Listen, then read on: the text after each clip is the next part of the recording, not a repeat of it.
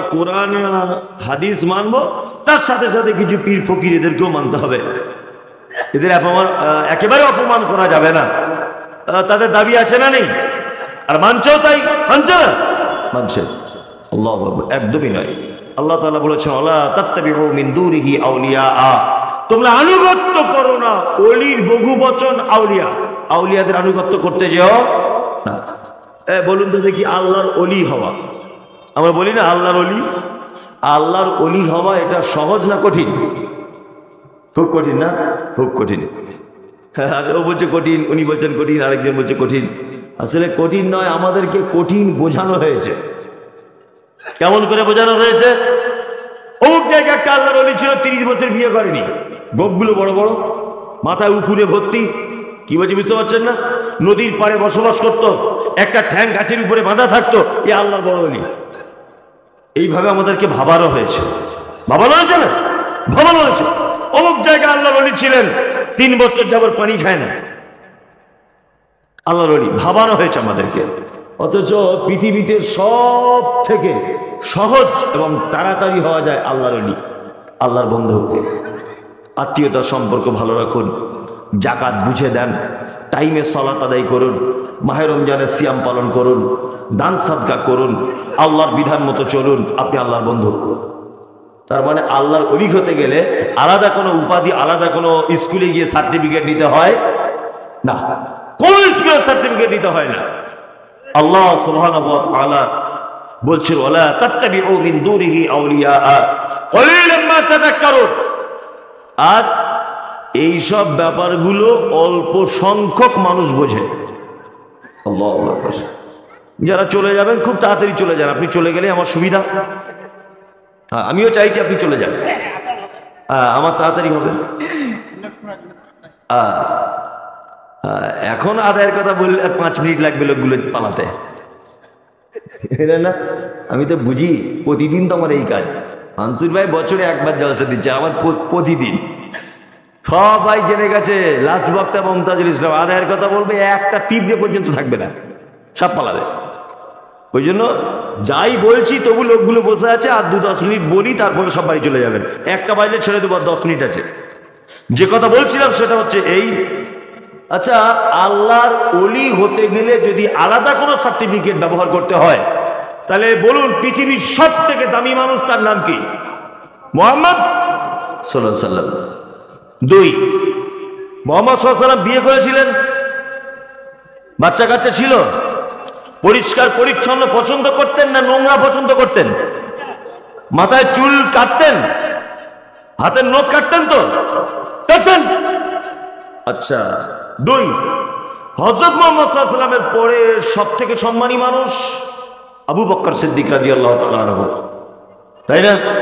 হযরত আবু বকর বিয়ে করেছিলেন, আয়েশা তার বেটি, তাই না? আল্লাহু আকবার। তারপরে দ্বিতীয় ভালো মানুষ ওমর রাদিয়াল্লাহু তাআলা আনহু। ওমর বিয়ে শাদী করেছিলেন, ওনার মেয়ের নাম হাফসা, আল্লাহ নবী সাল্লাল্লাহু আলাইহি ওয়াসাল্লাম জামাই ছিলেন, তাই না? এইবার আপনাদেরকে একটা কথা বলি, মুহাম্মদ সাল্লাল্লাহু আলাইহি ওয়াসাল্লাম পৃথিবীর সব থেকে দামি মানুষ, তিনি সাংসারিক জীবনযাপন করেছেন, বিয়ে শাদী করেছেন। আপনার একটা হাদিসে ছেঁড়া পাতাতে দেখাতে পারবেন যে আল্লাহ নবী সাল্লাল্লাহু আলাইহি ওয়াসাল্লাম জীবনে বিয়ে করেনি? বড় বড় গোপ ছিল, মাথায় উকুন, গায়ে গন্ধে ভর্তি, একটা ঠ্যাং গাছের উপরে বাঁধা থাকতো, এইসব সাহাবীদের জীবনী থেকে পাওয়া যায়? হ্যাঁ, পাওয়া যায় না। অথচ তারা বড় বড় আল্লাহর ওলি ছিল। কিন্তু বর্তমানে আল্লাহর ওলি, ওরে বাবা, এক এক অলির এক এক কেরামতি। আরে যারা অলিদের কেরামতি বর্ণনা করে এরা হচ্ছে বিশ্বের 1 নম্বর চিটার। মানে চিটারের যদি নোবেল পুরস্কারের ব্যবস্থা থাকতো তাহলে প্রত্যেক পীর সাহেবরা নোবেল পুরস্কার পেত। মানে চিটারির যদি নোবেল পুরস্কারের ব্যবস্থা থাকতো, প্রত্যেক পীর সাহেবরা চিটারির নোবেল পুরস্কার পেয়ে যেত। এই দেখুন একটা কথা বলি, আল্লাহর ওলির বক্তব্য দিচ্ছে, বলছে আব্দুল কাদের জিলানী, বন্ধুরা আমার, এত বড় আল্লাহর ওলি ছিল, মায়ের পেটের ভিতর থেকে যখন বার হয়েছে, 20 পারা 15 পারা 19 পারা কোরআনের হাফেজ হয়ে তবে বার হয়েছে। বলছে নারে তাকবীর, আল্লাহু আকবার। শালা এটা কি কোনো বক্তব্য? তোর পাছায় রাত্রি বেরো, তোর একদম ফেলে দেওয়া স্টেজ থেকে, বদমাশ করা হয়। আচ্ছা বক্তব্য কি? বন্ধুরে আমার, অমুক জায়গায় একটা আল্লাহর ওলি জঙ্গলে বেড়াতে গিয়েছিল, সুন্দরবনে বেড়াতে গেছেন, ছোট নৌকা করে সুন্দরবনের অলিগলি ঘুরছেন নদীতে।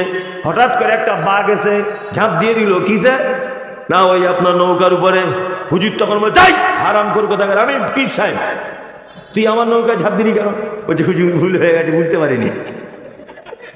আচ্ছা, আমি এই গ্রামের প্রধান বক্তা, ধরে নেন আমি এই গ্রামের প্রধান বক্তা। আমি রাস্তা দিয়ে আসছি, একটা বিষধর সাপ ফনা তুলেছে এরকম করে। আমি যদি তাকে বলি, এই বেটা বিয়া তো ভাই প্রধান বক্তা তুই চিনিস মমতাজুল ইসলাম, বলুন তো ও কি বুঝবে? মমতাজুল বরঞ্চ বড় পাঞ্জাবি দেখলে আরো তেড়ে আসবে। হ্যাঁ, চারটে কুকুর আমার পিছনে লেগেছে ঘো ঘো ঘো ঘো করে। আমি যদি বলি, এই বিয়া তো কোথাকার, আমি প্রধান বক্তা মমতাজুল ইসলাম, শুনবে? হ্যাঁ শুনবো না। বরঞ্চ বড় পাঞ্জাবি দেখলে, লম্বা চড়া মানুষ দেখলে আরো হচ্ছে কামড়াতে। এই বক্তব্য হয়ে গেল। তারপরে বলছে, বন্ধুরা আমার, ওই আল্লাহ ওলিটা নৌকা থেকে বাঘ ঝাঁপ মেরে চলে গেল বনের ভিতরে। আবার একটু আগিয়ে এলো নৌকা নিয়ে, বাঘকে দেখতে পাচ্ছে নদীর মাঝখানে, হাত জোর করে বলছে, হুজুর আপনাকে চিনতে পারিনি, আপনার নৌকায় ঝাঁপ দিয়েছিলাম, দয়া করে ক্ষমা করে দেন। আচ্ছা, বাঘ নদীর মাঝখানে হাত জোর করে দাঁড়াতে পারে? শালা এইসব বক্তব্য লোক শোনে। চি চি চি চি চলছে কি চলছে না? আল্লাহর ওলিদের ঘটনা। আল্লাহ সব গাঁজাখড়ি কথা, সব গাঁজাখড়ি কথা। সুবহানাল্লাহ। মানে আল্লাহর ওলি হতে গেলে আমাদের একটা টেন্ডেন্সি এটা, যে তার ব্যাপারে একটা অলৌকিক ঘটনা কিছু বলতে হবে। কি বলে বুঝলেন? আর একটা চালাকি আপনাদের ধরিয়ে দিই, শিক্ষিত মানুষ 2025 সালে বুঝতে সুবিধা হবে। যত আল্লাহর ওলিদের এই ঘটনাগুলো বলা হয়, সব মরা ওলিদের। হ্যাঁ, জিন্দা ওলিদের ব্যাপারে একটা এরকম ঘটনা দেখাও না। সোশ্যাল মিডিয়া আমরা কি একটু ভাইরাল করে দিই? বলছে আব্দুল কাদের জেলা নিয়ে হয়েছিল, খারা মঈনুদ্দিন চিশতি এই করেছিল। খারা মঈনুদ্দিন চিশতি বেঁচে আছে? হ্যাঁ, ওই কথা প্রমাণ করা যাবে? এখন ফুরফুরাতে যত পীর আছে, ওই আপনার ওই কলকাতায় যত পীর আছে, আজমিরে যত পীর আছে, বাংলাদেশে যত পীর আছে, তোমরা এই বর্তমানে জীবিত পীর একটা কেরামতি দেখাও, একটা কেরামতি দেখাও তুমি, তাহলে বলবো বাপের বেটা। বলছে অমুক পীর সাহেব ছিল, ওই আপনার আনা বলে একটা সাগর ছিল, ওই সাগরের পানি এক বোতলের ভিতরে ঢুকিয়ে দিয়েছে। পাবলিক সেইরকম নারী তকবীর দিচ্ছে, আর যে বক্তব্য দিচ্ছে এ পীর সাহেব। আমি বলছি, ও না এক সাগর পানি বোতলে ঢুকিয়েছে, তো তুমি এক বালতি বোতলে ঢোকাওতে কি তোমার বাপের কত ক্ষমতা? সোশ্যাল মিডিয়ার যুগ, ভাইরাল হয়ে যাক। সব চিটার, সব মরা মানুষের নামে কেচ্চা কাহিনী, একটা জ্যান্ত পীরের নামে কোনো কাহিনী নেই। জানে ধরে ফেলবে, কি জানে ধরে ফেলবে। আল্লাহ, এই সাহাবীদের জীবনে অলৌকিক ঘটনা আছে না নেই? সাহাবীদের জীবনে অলৌকিক ঘটনা আছে না নেই? আছে। আচ্ছা, আমি যদি একটা মজার অলৌকিক ঘটনা আপনাদেরকে বলি, তারা আল্লাহর ওলি ছিল কিনা আপনারা বিবেচনা করবেন। ছোট্ট 1 মিনিটে বলি। হযরত আবু হুরায়রার নাম শুনেছেন? সব থেকে বেশি হাদিস বর্ণনা করেছে কে? আবু হুরায়রা। সব থেকে কম সময় আল্লাহ নবীর সঙ্গে পেয়েছেন কে? আবু হুরায়রা। মাত্র 3 বছর আল্লাহ নবীর সাথে ছিলেন। কত বছর? 3 বছর। এই 3 বছর আল্লাহ নবী সাল্লাল্লাহু আলাইহি ওয়াসাল্লামের সাথে থাকার পরেও সব থেকে বেশি হাদিস তিনি বর্ণনা করেছেন। কি বললাম বুঝলেন? এই দেখুন, হযরত আবু বকর নতুন ইসলাম গ্রহণ করেছেন, আসহাবে সুফফাতে তিনি থাকতেন। আসহাবে সুফফা, আসহাবে সুফফার পদ্ধতি কি? খাওয়া দাওয়ার না, কোনো লোক যখন হাদিয়াটা দিয়ে যেত, আসহাবে সুফফার মানুষরা খেত।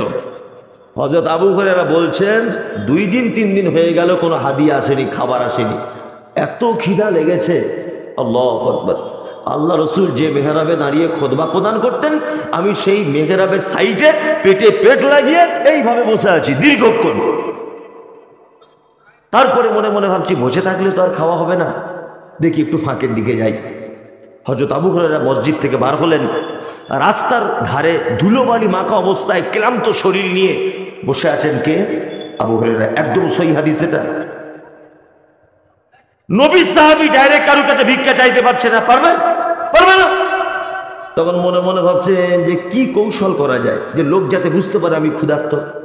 আচ্ছা, আমি যদি এখন 3 দিন খেতে না পাই, তাহলে আমার গলার ভয়েস, আমার চোখ মুখ দেখে এই লোকটা বুঝতে পারবে না? একটা বিচক্ষণ লোক হলে যে লোকটা নিশ্চয়ই ক্ষুধার্ত, ক্লান্ত, এটা বুঝতে পারবে কি পারবে না? পারবে। হযরত আবু হুরায়রা রাস্তার ধারে বসে আছেন, রাস্তা দিয়ে আসছেন কে? হযরত ওমর রাদিয়াল্লাহু, হযরত আবু বকর সিদ্দিক রাদিয়াল্লাহু তাআলা আনহু। যদিও তখন তিনি সিদ্দিক উপাধি পাননি, হযরত আবু বকর আসছেন না, সিদ্দিক উপাধি পেয়ে গেছেন। আবু বকর আসছেন, হযরত আবু হুরায়রা তখন বলছেন, ভাই আবু বকর, আচ্ছা কোরআনের এই আয়াতটা কোথায় আছে একটু বলো তো। তার মানে কি আবু হুরায়রা বোঝাতে চাইছে যে আমার গলার কণ্ঠটা, আমার ক্লান্ত দেহটা আবু বকর একবার দেখুক, আমি যে ক্ষুধার্ত আছি এটা বুঝতে পারুক, আর আমাকে ডেকে নিয়ে ওর বাড়িতে নিয়ে যাক, কিছু খাওয়া দাওয়া করুন। হযরত আবু বকর ব্যাপারটা বুঝতে পারলেন না, কোরআনের আয়াতটা বলে দিলেন, চলে গেলেন। আবু হুরায়রা ভাবছেন তাহলে চালাকি আর কাজ হলো না, কি করা যাবে। এবার ওই রাস্তা দিয়ে আসছেন আল্লাহ নবী সাল্লাল্লাহু আলাইহি ওয়াসাল্লাম। আল্লাহ রাসূল আবু হুরায়রাকে দেখে মুচকে হাসলেন। হাসার পরে আল্লাহ রাসূল সাল্লাল্লাহু আলাইহি ওয়াসাল্লাম বলছেন, চলো আবু হুরায়রা আমার পিছনে পিছনে। আবু হুরায়রা বলছেন, আমি আল্লাহর নবীর পিছনে, আল্লাহর নবীর সামনে। বাড়ি পর্যন্ত পৌঁছে গেলেন আল্লাহ রাসূল, আমাকে বাড়িতে ঢোকার পারমিশন দিলেন। আল্লাহ রাসূল গলার কণ্ঠস্বরটা উচ্চ করে দিয়ে বললেন, আবু হুরায়রা। আরে আশ্চর্য ব্যাপার, এ তো বরকতের খানা বাড়িতে চলে এসেছে। আবু হুরায়রা বলছে, আল্লাহ রাসূল কি? আল্লাহ রাসূল একটা পিয়ালা, ছোট্ট একটা পিয়ালাতে একটু দুধ এনে বলছেন, আবু হুরায়রা কেউ যেন এই দুধটা হাদিয়া দিয়েছে, চলো আজকে খুব মজা করে খাওয়া হবে। আবু হুরায়রা মনে মনে ভাবছেন যে দুদিন তিন দিন খাওয়া নাই আর এক পিয়ালা দুধ, ও তো আমার এক কোনায় পড়ে থাকবে। মনে মনে ভাবছেন কত চমৎকার, কত শিক্ষা আছে হাদিস থেকে দেখুন। আল্লাহ রাসূল এবার বলছেন, আবু হুরায়রা আসহাবে সুফফাতে যতজন সাহাবী সবাইকে ডেকে আনো। আবু হুরায়রা তো টেনশন শুরু হয়ে গেল। কতজন নির্দিষ্টভাবে হাদিস থেকে কিছু জানা যায় না যে কতজন সাহাবী, তবে কেউ কেউ মন্তব্য করেছেন 40 বা 40-এর মতো, 40-এর কম বা 40-এর মতো সাহাবী আসহাবে সুফফাতে ছিলেন। আবু হুরায়রা নবীজি আদেশ করেছেন অমান্য করার জায়গা নেই, জায়গা আছে নেই।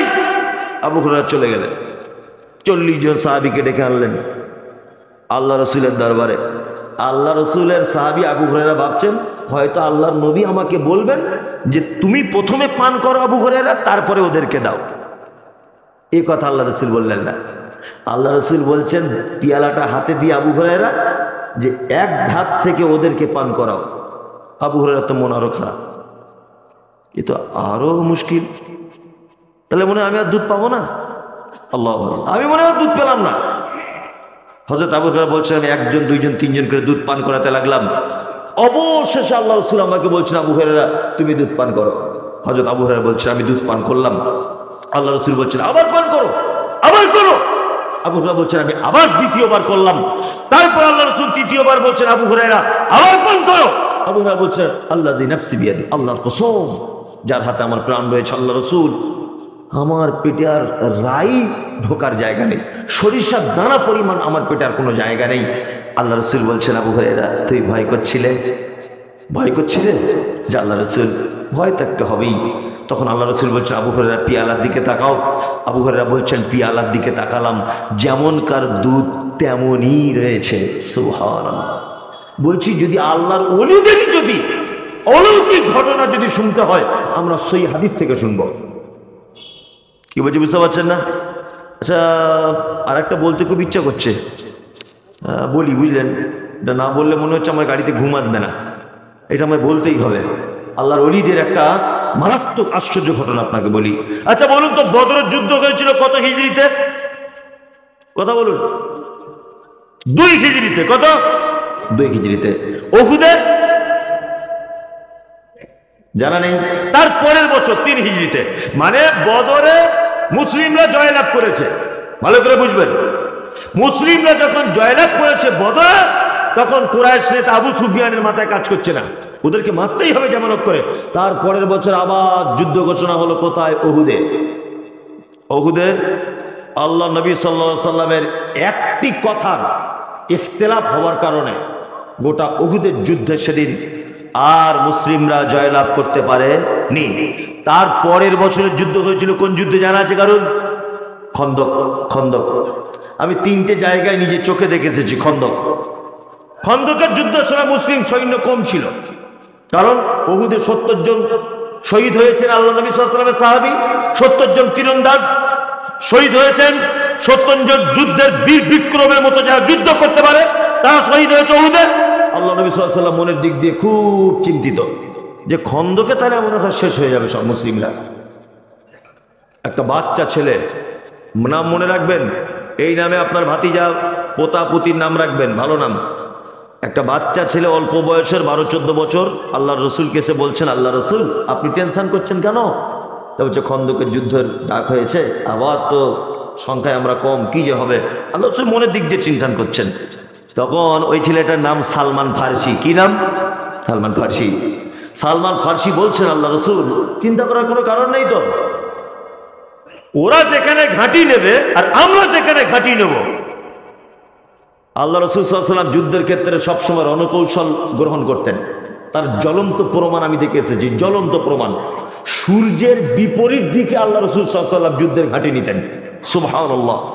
সূর্য যেদিক থেকে উঠছে আল্লাহ রাসূল বিপরীত মুখে, পাহাড়ের বিপরীত মুখে ঘাঁটি গ্রহণ করতেন। কারণ সূর্যের তাপে যাতে তীর চালাতে বা কাউকে মারতে, কাউকে আঘাত করতে যেন ডিস্টার্ব না হয়, ওই জন্য আল্লাহ রাসূল সাল্লাল্লাহু আলাইহি ওয়াসাল্লাম যত যুদ্ধতে ঘাঁটি নিয়েছেন সূর্যের বিপরীতে পাহাড়ের দিকে নিয়েছেন।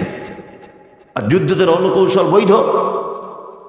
সালমান ফার্সি আল্লাহ নবীকে বলছেন, এক কাজ করা যাক আল্লাহ রাসূল। কি বলছে? কাজটি হচ্ছে এই যে ওরা যেখানে ঘাঁটি নিয়েছে আর আমরা যেখানে ঘাঁটি নেব, এর মাঝখানে যদি একটা খাল কেটে দিই, আমরা খাল যদি কেটে দিই তাহলে কেমন হয়? আল্লাহ রসুল বলছেন কেন? বলছে খাল কেটে দিলে উপকার এটা আল্লাহ রসুল, আমি যদি এখন দুতলার উপরে একা থাকি, একা, আর ফানসুর ভাইরা 10 জন আছে ধরে নেন, ওদের সাথে আমার মারপিট হচ্ছে, তা বলুন তো ওরা 10 জন জিতবে না দুতলার উপর থেকে আমি একা জিতবো? কথা বলুন, আমি একা জিতবো। আরে ওরা পাথর ছুড়বে একটা, আমার লাগতেও পারে নাও পারে, কিন্তু ওরা তো নিজেই আছে 10 জন, আমি মারলে একজন লাগবে, লাগবে না? লাগবে। এটা রণকৌশল। আল্লাহ রসুল সাল্লাল্লাহু আলাইহি ওয়াসাল্লামকে তখন সালমান ফার্সি বলছেন, আল্লাহ রসুল ওরা আমাদেরকে আঘাত করার জন্য যখন খালে নেমে উঠে তবে তো আমাদের আঘাত করবে, ওরা যখন নামবে আমরা উপর থেকে আঘাত করব। আল্লাহ রসুল বলেছেন, ভারী চমৎকার সালমান ফার্সি, তুমি অল্প বয়সে এত বুদ্ধি রাখো, খুব চমৎকার। চলো খাল খুঁড়তে হবে। খাল কতদিন খুঁড়তে লাগবে? 3 মাস। কতদিন? 3 মাস। চলো দা কোদাল কুড়ুল যার কাছে গাইতি যাইতে আছে নিয়ে বার হও। আল্লাহ রাসূল সাল্লাল্লাহু আলাইহি ওয়াসাল্লাম বললেন, ওই খাল খোঁড়ার আগে নতুন যারা বিবাহ করেছো তারা বাড়ি যেতে পাবে মাঝে মধ্যে। 2, খাল কাটা যতদিন না শেষ না হবে ততদিন একজন সাহাবী বাড়ি যেতে পাবে না। কটা শর্ত? 2টা শর্ত। কত মজার হাদিস আপনি শুনুন, একেবারে সহিহ হাদিস। আল্লাহ রাসূল সাল্লাল্লাহু আলাইহি ওয়াসাল্লাম সব সাহাবীরা গাঁইতি দিয়ে পাথরে আঘাত করে খাল খোঁড়ার কাজ করছেন। একটা পাথর এত বড় গাঁইতির তলাতে লেগে গেল, কোনো মতেই সাহাবীরা ভাঙতে পারছেন না। হযরতে জাবের তখন প্ল্যান করছেন যে আমাদের ভিতরে তো আল্লাহর নবীও রয়েছেন, তিনি অন্যদিকে পাথর ভাঙছেন। আল্লাহু আকবার। তো একবার আল্লাহর নবীকে গিয়ে বললে হয় না, পাথরটা আটকে যাচ্ছে। 4-5 জন সাহাবী গিয়ে আল্লাহ রসুলকে বলছেন, আল্লাহ রসুল পাথর আমরা ভাঙতে পারছি না। তখন আল্লাহ রসুল সাল্লাল্লাহু আলাইহি ওয়াসাল্লাম বলছেন চলো। আল্লাহ রসুল এলেন, গাঁইতিটা এরকম ভাবে তুলে আঘাত করলেন। হযরতে জাবের বলছেন যে ধুলো যেমন উড়ে চলে যায়, আমি নিজের চোখে দেখেছি যে পাথর আমরা সমস্ত সাহাবী মিলে ভাঙতে পারিনি, আল্লাহর নবীর এক আঘাতে পাথর একেবারে ধুলোর মতো ধূলিসাৎ হয়ে উড়ে চলে গেল। সুবহানাল্লাহ। মজার ব্যাপার এই, হযরতে জাবের বলছেন আল্লাহ রসুল যখন হাত তুলে গাঁইতি চালাচ্ছিলেন, আমি আল্লাহ রসুলের পেটের দিকে তাকিয়ে দেখেছি আল্লাহ রসুলের পেটে ছোট্ট ছোট্ট পাথর রাখা আছে। আস্তে আস্তে করে আল্লাহ নবীর কাছে গিয়ে হযরতে জাবের বলছেন, আল্লাহ রসুল আপনার পেটে পাথর কেন? আল্লাহ রসুল তখন বলছেন, জাবের তোমাদের যা খিদা লাগে তার থেকে বেশি আমার লাগে, তোমাদের যা কষ্ট হয় তার থেকে বেশি কষ্ট আমার হয়। পেটে পাথর এই কারণে, এত ক্ষুধা লেগেছে, পাথরটা রেখেছি এই কারণে যাতে একটু ভারী ভারী অনুভব হয়। সুবহানাল্লাহ। হযরতে জাবের বলছে আমার পায়ের তলা থেকে মাটি সরে যাচ্ছে। হযরতে জাবের বলছেন, আমি আল্লাহ রসুলকে বললাম, আল্লাহ রসুল আপনি একবার আমাকে অনুমতি দেন, আমি বাড়িতে যাব, একবার আপনি আমাকে অনুমতি দেন। আল্লাহ রসুল বলছেন, জাবের যাও বাড়িতে চলে যাও। হযরত জাবের বাড়ি গেলেন, স্ত্রীকে ডাকলেন, স্ত্রীকে ডেকে বলছেন, যে দৃশ্য আজকে দেখে এসেছি খন্দকের ময়দানে, আমার জীবনে কোনোদিন আল্লাহর নবীকে এই দৃশ্য দেখিনি। নিজের চোখে দেখেছি আল্লাহর নবীর পেটে পাথর রাখা আছে। বাড়িতে কি কিছু আছে? স্ত্রী তখন বলছে, একটি বকরির বাচ্চা আছে, বাচ্চা বকরির, আর দুটি বাচ্চা ছেলের মতো জবের আটা আছে, রুটি পাকানো যাবে। তখন জাবের বলছেন, তাড়াতাড়ি করে বকরিটা আমি জবাই করে দিচ্ছি, তুমি রান্না করো, তাড়াতাড়ি করে রুটি পাকাও, আমি আল্লাহর নবীকে গিয়ে একটু দাওয়াত করে আসি।